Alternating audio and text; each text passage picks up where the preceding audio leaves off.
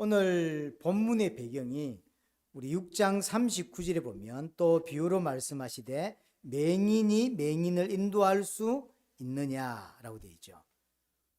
지금 예수님이 이 거짓 선지자들에 대한 경계의 말씀을 주시면서 놓은 메시지예요.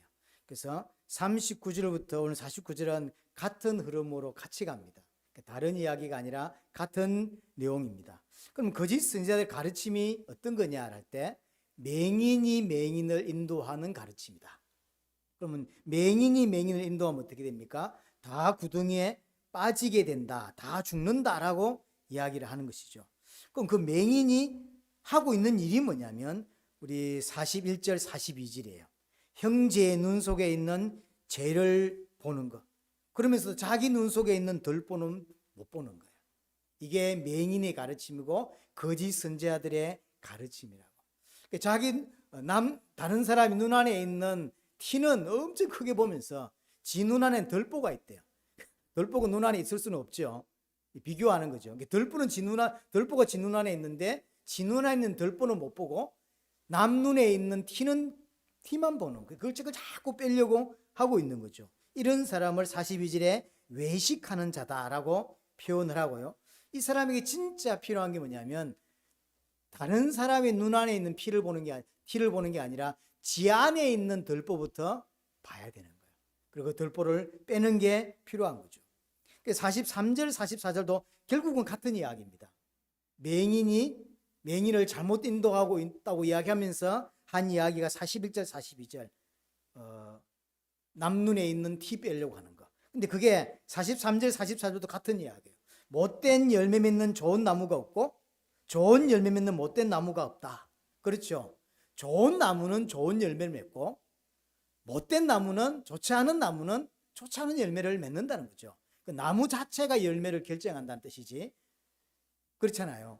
열매가 뭔가를 잘해서 나무와 상관없이 좋은 일을 맺을 수 있는 게 아닌 거죠. 나무 자체가 모든 걸 결정합니다.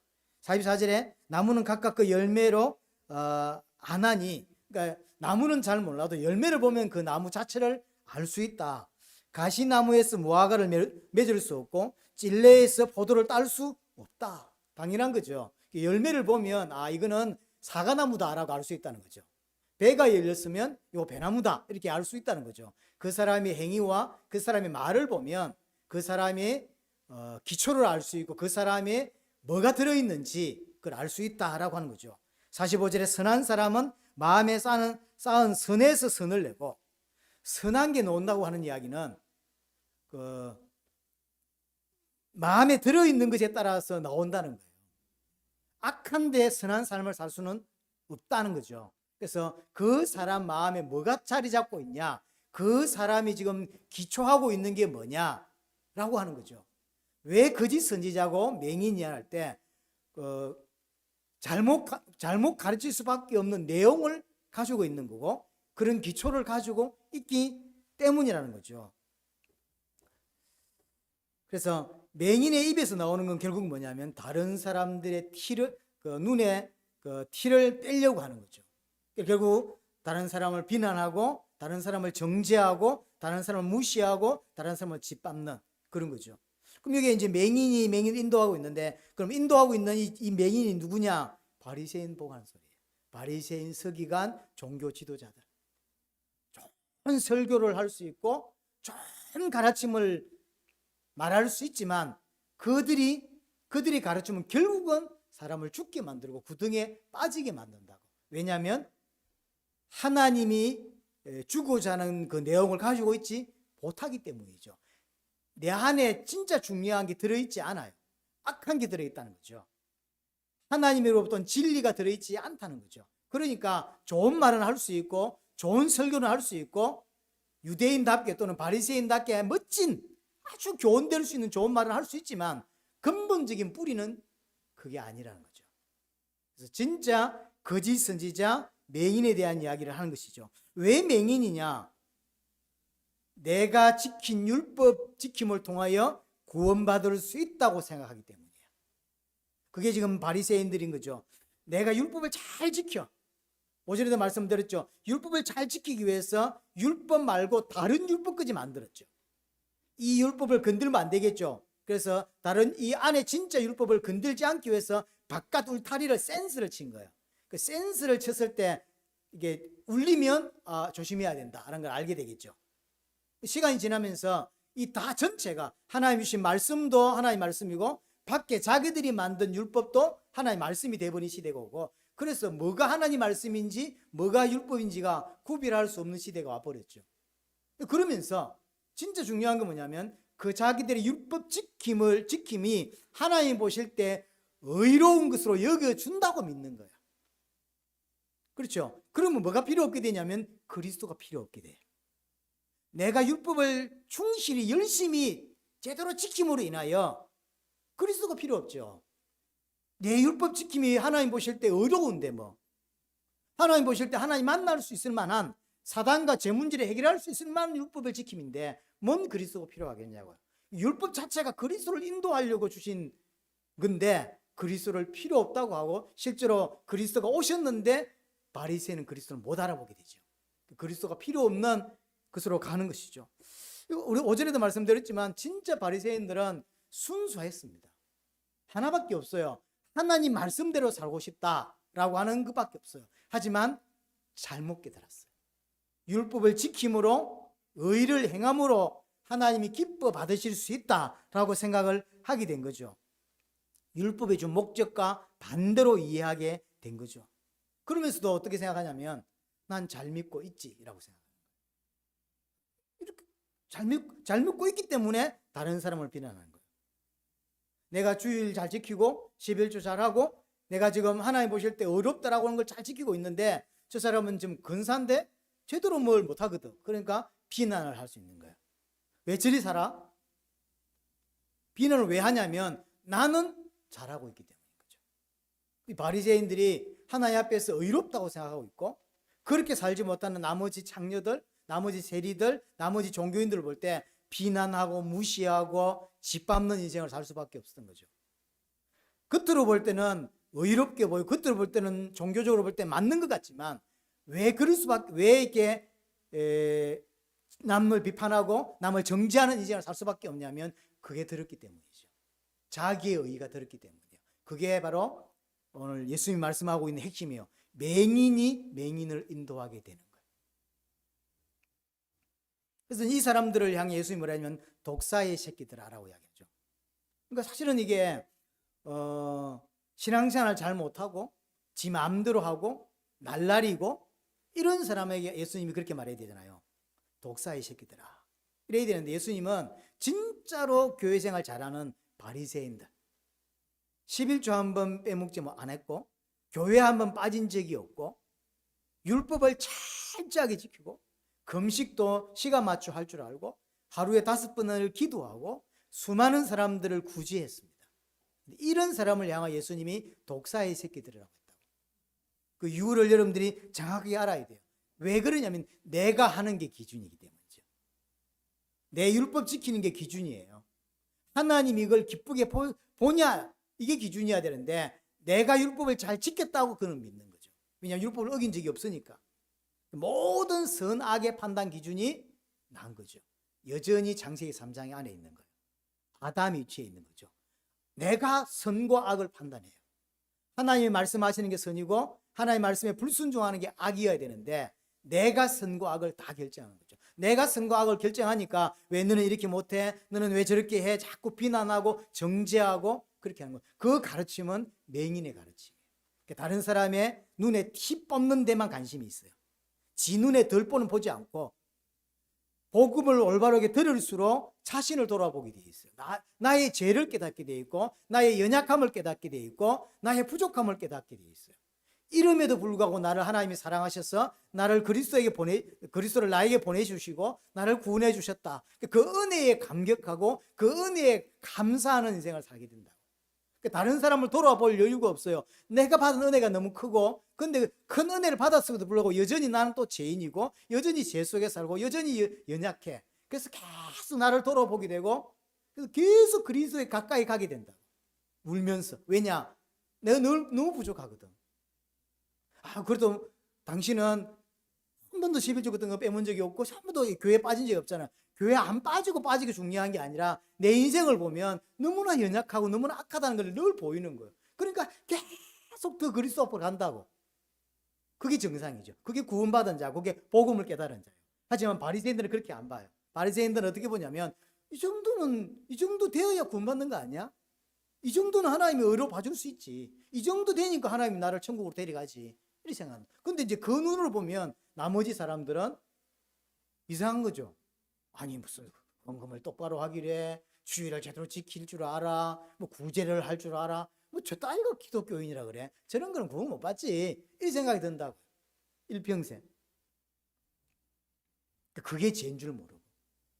그렇게 하면서 또 다른 사람들을 그렇게 만들죠. 그리고 맹인일 수밖에 없고. 그래서 맹인의 가르침이 거짓 선지자의 가르침과 같은 거예요.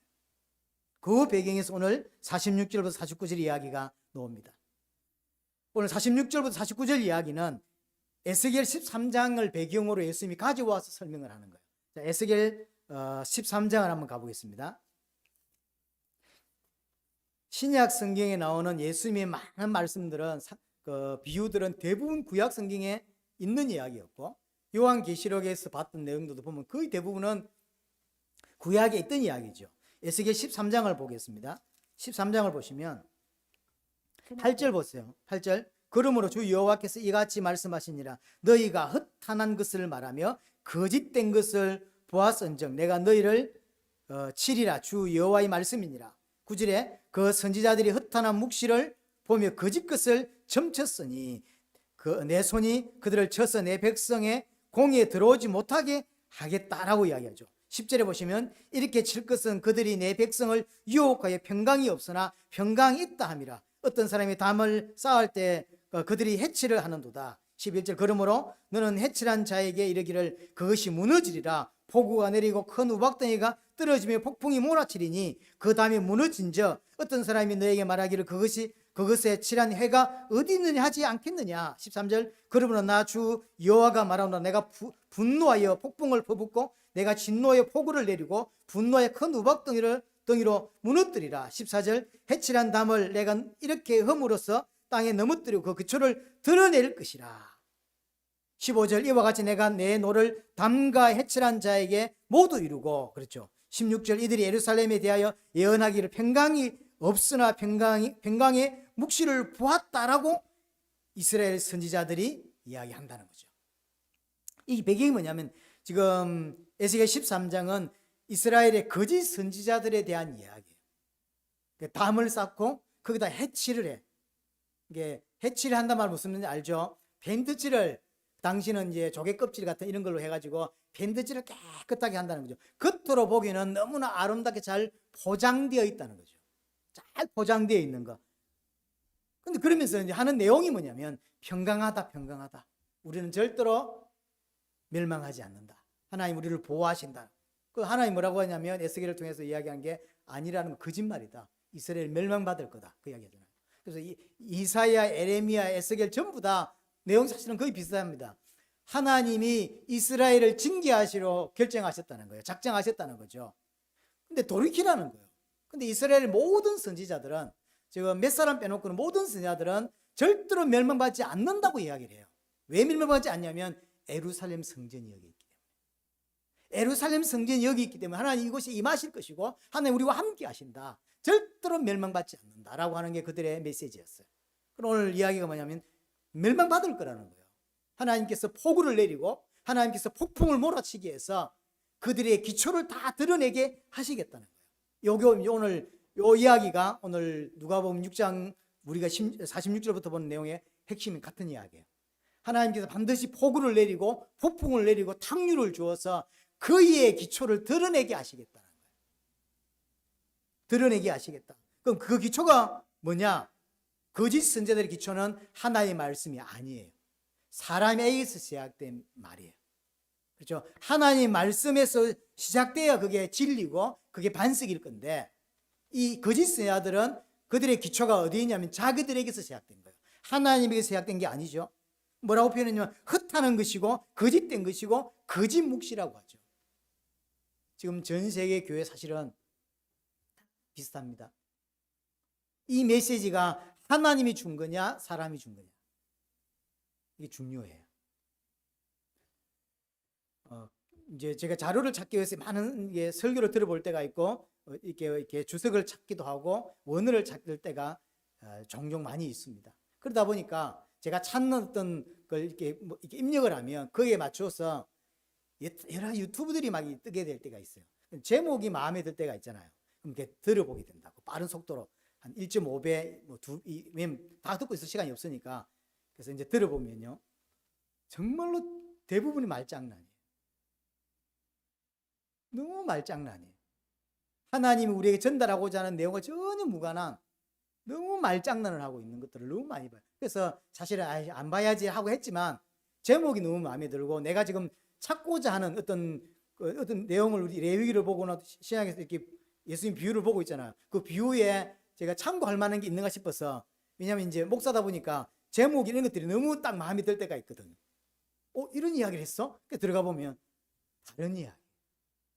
그래서 이제 한 5분이나 10분 들었다가 욕하면서 그래 듣지 말아야지 이럴 때 그게 메시지를 잘못했다는 이야기가 아니에요. 전부 말장난. 너무 말장난이 많아요. 헛하는 것이고 거짓된 것이고 거짓 묵시라고, 헛하는 묵시라고 오늘 8절 9절에 이야기를 하죠. 그래서 하나님께서 어느 시간표가 되면 폭우와 폭풍을 몰아치게 하겠다는 거예요. 왜 몰아치죠? 기초를 드러내게 하시죠. 여러분에게 하나님께 한 번씩 폭우나 폭풍과 이런 것들을 하나님께서 허락하신다는 거죠. 그럼 기억해야 돼요. 왜 그러냐면 하나님이 우리를 미워하셔서가 아니라 내 기초가 뭔지를 여러분 자신에게 보여주려고 하는 거예요. 나의 기초는 도대체 뭐냐? 나의 기초가 하나님으로부터 온 거냐? 반석이냐? 아니면 모래 위에 있냐라는 걸 하나님께서 보여주시는 거예요. 그게 중요합니다. 모래 위에 지어놓고 담을 쌓아놓고 거기다가 해치를 해놨어요. 너무 이쁘게. 그래서 너무 포장이 잘 되어 있는 거예요. 참 믿음 좋은 장로님, 믿음 좋은 목사, 이런 게 아주 포장이 잘 되어 있는. 하지만 폭우가 치고 폭풍이 치니까 그게 해치란 게 페인트 칠했던 게요. 요즘 페인트는 그래도 물에 잘 안 씻기지. 구약시대 대충 발라놨던 게 폭우가 치니까 담도 다 무너질 뿐만 아니라 칠해놨던 게 다 날아가 버리고 없는 거죠. 도대체 그 기초가 뭐냐는 거예요. 30년 교회 다니고 20년 교회 다니는데 사건 하나 터지니까 다 무너져 버리는 거예요. 교회 욕하고 목회자 욕하고 성도들 욕하고 하면서 다 떠나가 버린다고. 왜 그럴까요? 그 사람들은 해치를 해서 포장은 잘 돼 있을지 모르지만 진짜 기초가 아예 없었던 거죠. 흙 위에 기초를 세워놨던 거죠. 모래 위에 기초를 세워놨던 거죠. 그래서 오늘 이야기하죠. 그렇게 폭풍과 몰아쳤을 때 사람들이 뭐라고 말하냐? 해칠한 담이 어떻게 되었냐라고 반문하지 않겠냐? 너 20년 교회 다니고 너 목사 된 지 20년 됐는데 너 진짜 믿는 거 맞으라고 사람이 묻지 않겠냐? 사고 나갔을 때, 문제 생겼을 때. 억지로 믿는 척 하란 말이 아니에요. 그렇게 할 수도 없고요. 열매는 그 나무 자체에서 나오는 것이고, 내에게서 악한 것이 나오는 것은 그 속에 기초되어 있는 것, 그 속에 담겨 있는 게 그렇게 표현될 뿐이라는 거죠. 그래서 오늘 계시록 에스겔 13장 이야기가 오늘 누가복음 6장 46절부터 이야기와 같은 맥락을 가지고 이야기합니다. 하나님 왜 폭우와 폭풍을 내리시냐? 그 사람의 기초를 드러내게 하시려고. 그게 중요합니다. 성경이 우리에게 주는 중요한 역할들이 있는데 많이 있지만 정말로 우리가 알아야 될 가장 중요한 것, 하나님이 누구며 인간이 어떤 존재이며 인간에게 어떤 문제가 왔으며 그럼 그 문제를 해결할 인간에게 해답이 뭐냐라고 하는 게 가장 중요한 어떤 핵심이겠죠. 근데 우리는 그걸 잘 몰라요, 사실은. 그렇죠? 모르기 때문에 우리는 어떻게 하냐면 열심히 하는 것이 기본이 되어 있어요.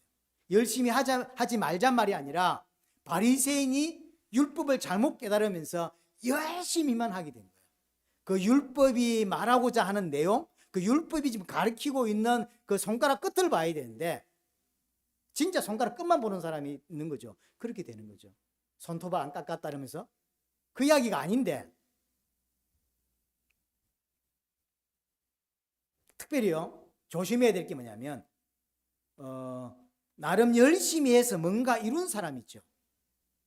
이룬 사람, 성공을 해봤다거나 어떤 직장을 다녀봤다거나 어떤 성공을 해본 사람, 전도운동도 마찬가지입니다. 교회 안에서 전도운동이라든가 어떤 교회를 부흥시켜 본 경험이 있거나 이런 사람들이 바리새인으로 빠질 가능성이 훨씬 높습니다.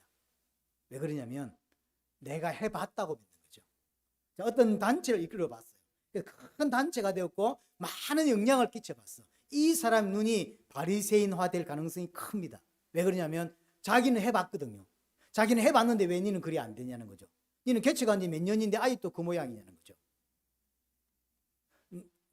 내 따라다닌 지가 몇 년인데 아직도 그 모양으로 사냐는 거죠. 어떤 눈이죠? 맹인의 눈을 갖고 있는 거죠. 하나님이 내게 베푼 은혜에 취하고 그 은혜에 너무 감격해 삶에도 불구하고 여전히 나는 연약하구나, 여전히 나도 죄인이구나 하는 걸 늘 느껴. 그래서 그리스도에 가까이 가는 것에 목말라 있다고. 이게 이 사람의 인생이어야 돼요. 하지만 뭔가를 성공해 본 사람, 뭔가의 위치에 올라본 사람, 전도운동을 크게 해본 사람, 교회를 크게 부흥시켜 본 사람은 눈은 맹인의 눈이 되어버려요. 어떻게 신앙생활을 하면 저렇게 못해? 어떻게 예수를 믿으면 저런 식으로 사는 거야? 그게 관심. 모든 눈이 지금 바리새인들 맹인의 눈처럼 되어 있죠. 다른 사람의 눈 안에 있는 티 뽑는 데 인생을 건다고요. 그게 본질적으로 자리 잡아야 될 게 자리 안 잡았기 때문에 안 잡은 상태에서 성공을 한 거예요. 이해됩니까? 반석, 그리스도라고 하는 반석이 자리 잡지 않은 상태에서 큰 단체를 이끌어봤고 큰 전도운동을 해봤고 큰 교회를 이루어봤다. 그 사람이 바리새인이 됩니다. 그래서 그 마음이 해치는 무덤과 같은 거예요. 하면 된다라고 생각을 하거든요. 그럼 그 사람이 큰 단체를 이루었는데 그 단체를 이룬 게 하나님의 은혜였습니까? 본인의 능력입니까? 하나님의 은혜였어요. 근데 그걸 모르는 거예요. 처음에는 하나님의 은혜라고 하죠. 하지만 덩치가 커지고 교회가 커졌을 때 정말로 하나님의 은혜라고 할까요? 아닙니다. 그 사람이 예를 들어 그 큰 교회를 두고 새로 개척했다고 했을 때 어떤 마음이 될까요? 모든 게 마찬가지. 이런 사람이 다른 사람의 눈에 티 뿌는데 인생을 건다니까요. 자신에 있는 덜뿌는 보고 그래서 맨날 정죄하고 비판하고 비난하고 짓밟는 데 빨라요. 왜? 그게 자신의 의거든요. 큰 교회를 만들어 봤어. 자신의 의에. 큰 전도운동을 한번 해봤어. 큰 어떤 단체를 이끌어 봤어. 이게 자신의 의가 돼 있어. 하나님이 내게 기회를 주셨고 하나님이 그렇게 허락하셨기 때문에 내가 그 위치에 갈 수 있었던 거지 라고 생각 안 한다. 자, 그래서 오늘 46절부터 49절의 핵심은 뭐냐면 오늘 46절에서 오해할 수 있는 게 그거예요. 주여 주여 하면서도 어찌하여 내가 말하는 것을 행하지 않냐? 행해야 되는 거구나 라고 깨달을 수 있다고. 그 이야기를 하는 게 아닙니다. 오늘 본문의 핵심은 행하자. 네가 예수 믿어? 그럼 예수 믿는 거에 합당하게 행해 라고 하는 게 아니라니까요. 그럼 또다시 율법으로 돌아가요. 또다시 바리새인으로 돌아가는 거예요. 그 이야기를 하고 싶은 게 아니에요. 그게 뭐냐면 네 기초가 뭐냐는 거예요. 오늘 핵심 메시지의 핵심은 하나님이 폭우와 폭풍 탕류를 보내실 건데 보내시면 왜 보낸다? 미워서가 아닌 거예요. 왜 보내죠? 기초를 드러내게 하시는 거예요. 기초가 반석인지 기초가 모래인지 오늘 본문에서는 49절에 흙이라고 되어 있죠. 기초가 흙인지 반석이라고 하는 것은 구약에서 여호와 하나님을 의미하는 단어거든요. 예를 들어서 시편 18편 2절에 여호와는 나의 반석이시오 나의 요새시오 나의 하나님이시라 그러죠. 이게 반석이란 말은 하나님이라고 하는 상징인 거예요. 하나님을 이야기하는 거죠. 내가 안전하게 거할 수 있는 여호와 하나님. 그 여호와 하나님만이 내 요새가 되고 나의 반석이 된다. 나를 지키시고 나를 보호하실 분은 하나님밖에 없다라는 의미로 쓰는 게 반석입니다. 그렇죠. 시편 19편 14절에도 나의 반석이시오 나의 구속자이신 여호와여 라고 하죠. 그러니까 하나님을 이야기하는 게 반석이죠. 반석은 다른 말로 내가 전적으로 의지하는 거. 그게 반석이거든요. 의지하는 거. 내가 의지하고 있는 거. 내가 이 땅을 살아가면서 힘의 근원으로 삼고 있는 거. 그게 반석인 거죠. 그 반석이 신약에서는 뭐라고 하죠? 그리스도라고 하죠. 고린도전서 10장 1절에 4절을 보면 이스라엘이 강야에 나왔을 때 이야기를 바울이 하거든요. 거기 보면 강야에서 그들을 따르는 신령한 반석으로부터 신령한 음료를 마시게 하셨고 그 반석은 곧 그리스도다. 네, 하나님께서 구원하셔가지고 이스라엘 백성을 강야로 데려 나갔다는 거예요. 그 강야에서 강야에 있을 때 따르는 반석이 있었고 그 따르는 반석을 통해서 우리에게 신령한 음료를 줬고 신령한 음료를 마시게 했다. 그럼 그 반석이 누구냐? 예수 그리스도다라고 지금 바울이 설명하고 있는 거죠. 그럼 여기서 이제 왜 강야로 인도했을까? 하나님이 이스라엘을 구원하셨습니다. 그럼 왜 강야로 인도했을까? 강야라는 땅이 뭐냐면 어떤 것도 의지할 수 없는 땅이에요. 어떤 것도 의지할 곳이 없어요. 그늘 하나 없는 데가 강야예요. 하나님은 자기 백성을 어떻게 데려가냐면 강야로 데려가요. 왜요? 하나님만 의지하는 자로 만들려고. 하나님만 신뢰하고, 그래서 그 강야에서는 하나님이 비 내려주지 않으면 먹을 수 있는 물이 없고요. 하나님이 보호해주지 않으면 먹고 살 수가 없어요. 그걸 체험케 하는 시간이 40년 강야라고요. 근데 이스라엘은 거꾸로 생각하죠. 이스라엘은 어떻게 생각하냐면 모세를 따라 나가면 그 지긋지긋한 노예 생활, 애굽의 노예 생활에서 해방되고 윤택한 삶을 살 수 있을 거다라고 합니다. 지금 이 땅에 예수 믿는 사람들이 갖고 있는 생각이죠. 내가 이리 살다가 친구의 말을 듣고 교회 가서 예수를 믿으면 나도 잘 살 수 있지 않겠냐.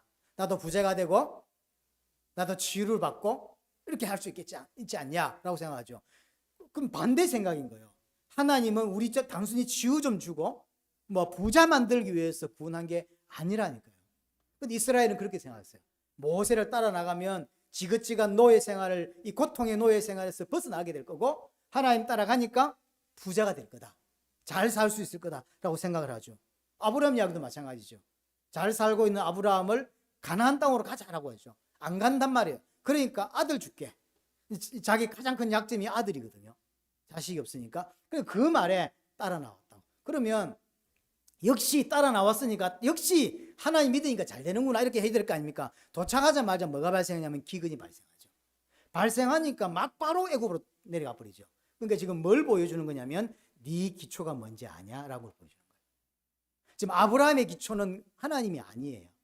하나님 말씀을 듣고 가나안에 왔지만 아브라함이 살아가는 그 인생의 기초, 그 밑바탕이 가장 중요한 그게 뭐냐? 자기 힘을 갖고 힘으로 삼고 있고 소망으로 삼고 있는 게 뭐냐면 하나님이 아니에요. 기근 오니까 막바로 내려가 버려요. 무엇이 기초인지를 아브라함이 드러내죠. 그래서 애굽 내려가서 아주 어려움을 당하고 쪽팔리고 많은 우여곡절 그때 나중에 올라오게 되는, 하나님 이스라엘을 그렇게 강야로 인도하셨고 강야에서 하나님께서 만나와 물을 공급해 주십니다. 근데 그 만나와 물이 누구를 이야기하는 거냐면 예수 그리스도를 이야기하는 거죠. 그 물을 누가 내줬냐면 반석이 내줬다. 그 반석이 누구냐면 예수 그리스도라고 이야기를 하는 거죠. 네, 그들을 따르는 신령한 반석으로부터 마셨다라고 이야기를 한다고. 자, 이 반석이 언제 등장하냐면 출애굽기 17장에 한번 등장하고요. 민수기 20장에 한번 등장해요. 크게 우리가 알고 있는 반석을 모세가 때려서 물이 쏟아졌고 그 물을 마시게 되었죠. 그래서 모든 해갈을 하게 수 있게 되었죠. 여기 17장이 출애굽기 17장이 나오고요. 그다음 민수기 20장이 나와요. 출애굽기 17장은 강야 초반이라고 봐야 되고요. 민수기 20장은 강야 거의 마지막입니다. 그리고 이제 신명기 나오고 막바로 이제 가나안으로 들어가게 되는 그런 이야기죠. 그러면 유대인들은 어떻게 생각하냐면 오늘 본문에도 모세가 그냥 따르는 반석이라고 그랬어요. 그러면 두 번 나오니까 물을 두 번 내줬는가? 그렇잖아요. 17장에서 물을 한번 내줬고 민수기 20장에 물을 내줬잖아요. 그러면 40년 인생 중에 물을 반석이 두 번 줬는가? 유대인은 어떻게 생각하냐면 40년 내내 반석이 따라다녔다. 정확히 말하면 39년 정도 되겠죠. 39년 동안 내내 반석이 따라다녔다고 믿는 거예요. 유대인들은 그렇게 생각해요. 그래서 물을 두 번 준 게 아니라 계속 따라다니면서 쉽게 말하면 그리스도가 일평생 나와 동행하고 따라다니면서 우리에게 필요한 것을 허락했다라고 보는 거죠. 갑자기 이야기를 하니까 생각이 났는데요. 옛날 여기에 계셨던 목사님하고 함께 멕시코에, 지금 멕시코라는 게 기억이 납니다. 멕시코에 가서 어떤 집회를 하는데 요 본문 때문에 한번 싸운 적이 있어요. 왜 싸웠냐면, 제가 누군지 말을 안 하겠습니다. 여기 원래 계셨던 그 목사님이 이제 오늘 그 고린도서 10장에 있는 바울이 말했냐면 40년 따라다녔던 신령한 반석으로부터 마셨다. 그래서 두 파로 갈렸어요. 한 팀은 40년을 따라다녔던 게 산 위로 올라가면 반석이 뒤로 올라오고 따라 올라오고요. 내려가면 내려가고. 근데 여기 있던 목사님은 그게 말이 되냐? 성경을 그렇게 해석하면 안 된다. 그렇게 이야기하는 거예요. 나는 어느 쪽 파였냐면 그냥 따라다녔다고 보는 게 맞지 않나? 실제로 따라다니지 않다 난 잘 모른다. 하지만 바울은 따라다녔다고 말하고 있고, 그리고 두 분만 물을 줬다는 게 그게 말이 되나? 40년 가까이 물을 줬다고 보는 게 맞지 않냐는 거죠. 그래서 지금도 기억하면 그분이 화를 내면서 우리를 야단쳤던 기억이 납니다. 여러분은 어떻게 생각합니까? 일단 유대인들은 40년을 따라다녔다고 생각을 하고요. 바울도 유대인이죠. 바울도 40년 따라다녔다고 성경이 기록하는 거예요. 자, 그러면 이제 정리를 해보겠습니다. 반석 위에 집을 짓는다라고 하는 게 어떤 의미냐면, 정확히 말하면 반석이 40년 동안 나를 따라다녔다고 이야기합니다. 반석 위에 집을 짓는다는 건 실제로 반석 위에 집을 짓는 게 아니잖아요. 이게 어떤 의미냐면, 반석 대신 예수 그리스도가 40년 일평생 나를 계속 쫓아다니는 거예요. 그래서 뭘 하시냐면 나의 실체를 계속 드러내 주세요. 나의 실체를. 네 스스로는 아무것도 할 수 없지? 이걸 보여주는 거예요. 40년 따라다니면서 너는 내가 필요한 존재지? 이 땅에 네 힘들어 아무것도 안 되지? 너는 내가 필요하지? 네 생각도 되는 게 없지? 너는 내가 필요해 라는 사실을 40년 동안 반석이 물을 내주면서 이야기하고 있는 거예요. 그래서 반석 위에 집을 지었다고 하는 것은 예수 그리스도가 나와 평생을 함께 하시면서 우리에게 물을 주면서 나의 상태를 정확하게 드러내 주시는 이야기인 거예요. 그래서 40년 동안 따라다니면서 나의 기초를 드러내 주세요. 내가 정말로 의지하고 있는 게 하나님인지 아니면 육신적인 건지. 그게 반석 위에 집을 지었다고 하는 의미예요.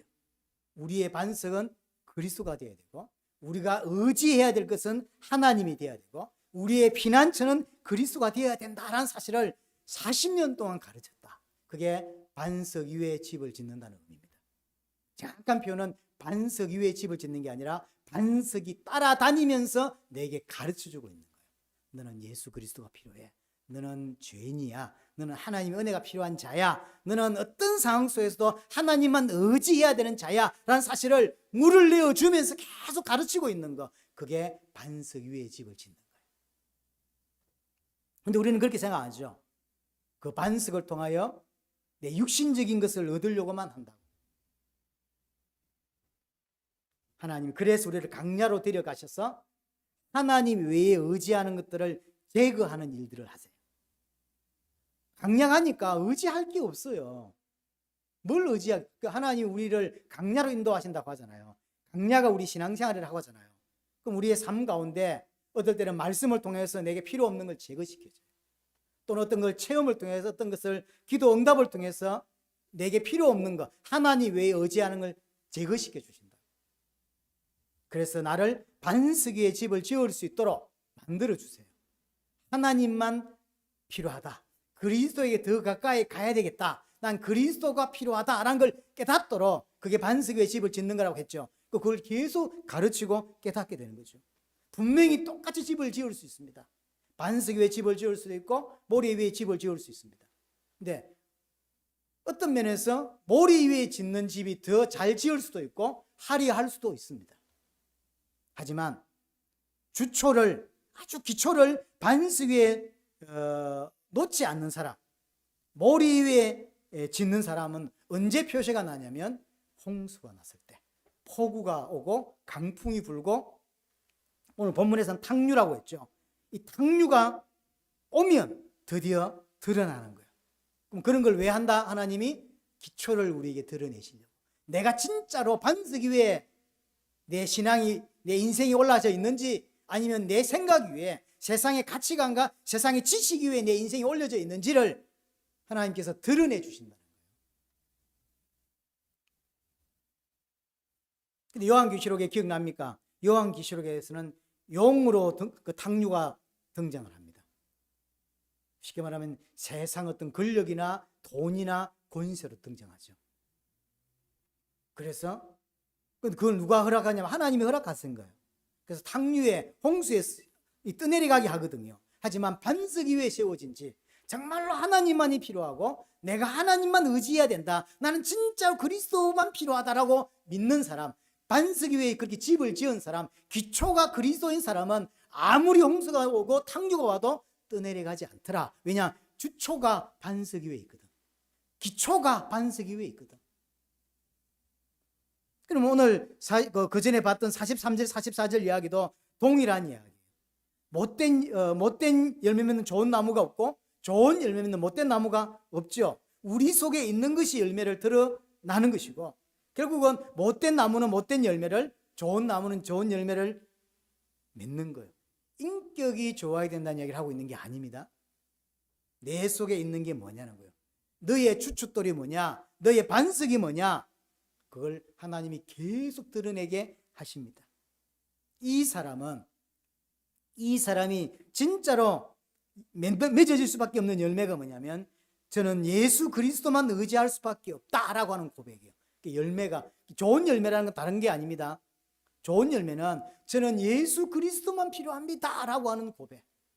그것은 문제 없을 때 누구나 할 수 있어요. 하지만 문제가 오면 그 고백이 안 나와요.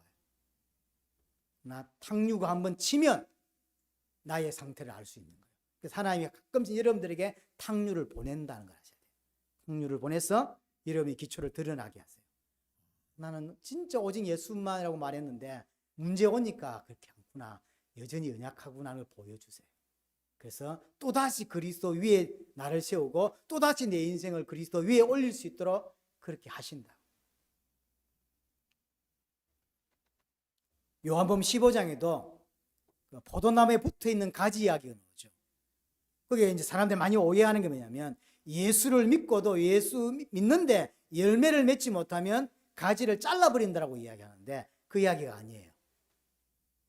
그 이야기가 아니라 포도나무에 붙어 있기만 하면 그 가지는 나무가 열매를 맺게 하는 거예요. 진액으로부터, 뿌리에서부터 진액으로부터 그리스도의 진액을 받아들여서 열매를 맺게 한다는 게 핵심이에요. 자른다는 게 핵심이 아니에요. 100% 가지에서 열매를 맺게 되어 있어요. 만약에 햇빛이 가려지면 하나님이 햇빛을 가릴 수 있는 다른 나무를 없애서 열매를 맺게 만든다는 게 요한복음 15장 포도나무와 가지의 핵심 이야기예요. 하나님이 끝까지 열매 맺을수록 만드신다. 그럼 그 열매가 뭐냐? 갈라디아서 5장에 보면 성령의 열매 나오죠. 9가지. 그 성령의 열매는 이 땅에서 우리가 맺는 열매인데, 그건 하나님의 성품을 말합니다. 하나님의 성품. 하나님의 성품을 이 땅에서 열매로 맺는 거예요. 그럼 그 하나님의 성품을 이 땅에서 열매를 맺으면 불신자들이 보고, 야, 그렇지, 예수 믿으면 저런 거지 라고 깨달을 수 있냐? 그렇지 않습니다. 여러분들이 정말로 성령의 열매 9가지를 이 땅에서 맺어도 불신자는 그걸 보고 하나님을 안 믿습니다. 그건 하나님 보실 때 열매지, 불신자들을 볼 때 그렇지, 기독교는 저런 거지 라고 하는 고백은 안 합니다. 그래서 이제 여러분 자꾸 이상한 목사님들이 열매를 맺어야 되고 그 열매가 9가지 열매를 맺어야 된다, 맺게 만들려는데 내가 맺게 못 만들어요.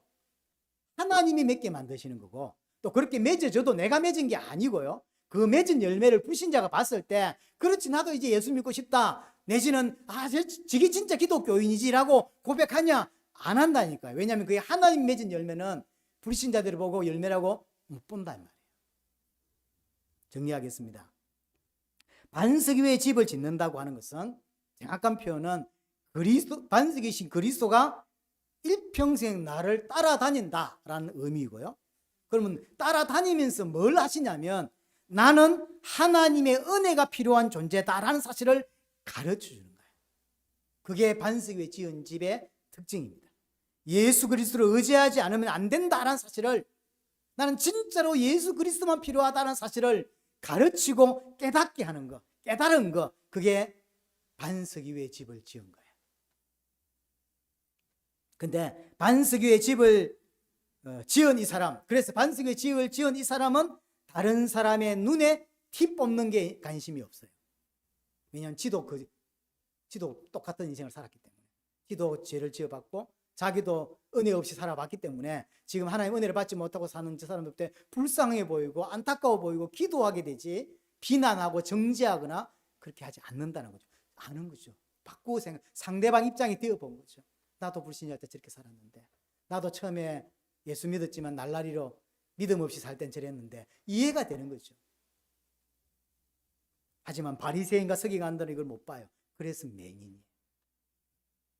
남의 눈에 티 뽑는데 혈안돼 가지고 지 눈에 있는 들보는 보지 못하는 거죠. 이런 사람을 보고 모래 위에 짓는 사람이라는 거죠. 모래 위에 집을 짓는 사람이라는 거죠. 이것은 단순히 비판하지 말라는 이야기가 아닙니다. 속에 있는 것이 드러난 거죠. 그 사람의 기초가 뭔지 말과 행동과 삶으로 드러난다라는 이야기를 하는 것입니다. 나무는, 정확히 말하면 열매는 나무 자체가 결정을 합니다. 그렇죠? 나무가 안 좋은데 좋은 열매를 맺을 수 없습니다. 나무가 모든 것을 결정을 하는 것입니다. 나는 참 감람나무가 아니요. 하지만 나는 참 감람나무에 붙어 있는 돌감람나무라. 이걸 늘 기억하는 거예요.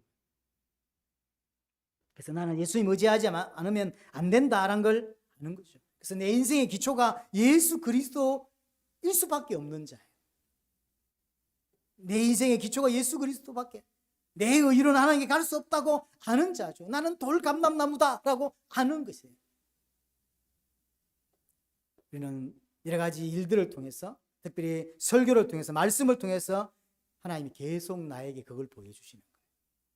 나는 아무리 응답을 많이 받았고, 아무리 육신적으로 성공을 하고, 아무리 큰 교회를 해도 나는 돌감람나무 출신이구나, 이걸 알게 돼요. 자랑할 수 있는 게 없어요. 뭘 내가 했어야 자랑을 하지, 안 그래요? 내가 대단한 뭘 했어야 하나님께 자랑도 하고 사람이 자랑할 건데, 한 게 없어. 하나님이 다 그렇게 만들어 주셨지, 한 게 없는데. 이거 아는 사람, 그 사람 보고 복음을 안다라고 이야기를 하는 것입니다. 이 사람은 그래서 자신을 부인할 수밖에 없어요. 목사님은 이렇게 큰 교회를 하시고, 목사님이 이렇게 큰 전도 운동을 하셨는데 참 대단하십니다, 참 귀하십니다라면, 그게 아니라 하나님이 그렇게 하셨지, 난 사실 한 게 부끄러워야 돼요. 근데 당연히 여기죠. 내가 전사 때부터 기도를 하루에 5시간씩 하고, 우리 아이가 돈이 없어가 이렇게 이런 이야기 하죠. 벌써 은혜를 거꾸로 받으신 거예요. 그렇죠? 그 이야기가 아니에요. 진짜로 은혜를 받고 복음을 깨달은 사람은 자기가 한 게 하나도 없다는 거예요. 진짜 들것마다 하는 거 내가 노력한 게 없어요. 노력 안 했단 말이 아니에요. 했죠. 그럼 죽을 만큼 했다고, 그 노력이 죽을 만큼 했다고 그렇게 됩니까? 안 된다니까요. 그럼 여러분들 노력을 안 해서 돈이 없는 게 아니잖아요. 그걸 깨닫는 거야. 나는 안 되는 존재구나, 나는 하나님의 은혜가 필요한 존재다라는 걸 아니까 내 자신을 부인하고 그렇게 할 수밖에 없는 거죠. 그래서 예수 그리스도에게만 생명이 있다는 것을 아는 것이고, 그걸 바꾸기 위해서 반석이 40년 동안 따라다닌다. 그걸 나에게 제대로 깨닫게 하기 위해서, 하나님 백성답게 만들게 하기 위해서 예수님이 일평생 40년 동안 나를 지금 따라다니고 있는 거예요. 따라다니면서 물을 내어주면서 하는 이야기예요. 너 혼자 안 돼. 너 내가 필요해. 너 하나님의 은혜가 필요한 자야. 계속 말해주고 있는 거예요. 여러분이 정말로 예수 그리스도의 은혜를 통해서 내가 어떤 존재이고, 내가 어떤 문제가 있고, 내가 어떤 연약한 자이고, 그래서 나는 예수 그리스도만 필요하다는 걸 깨달아져서 그 앞에 부복하고 또 그 은혜를 구하는 여러분 되시기를 바랍니다.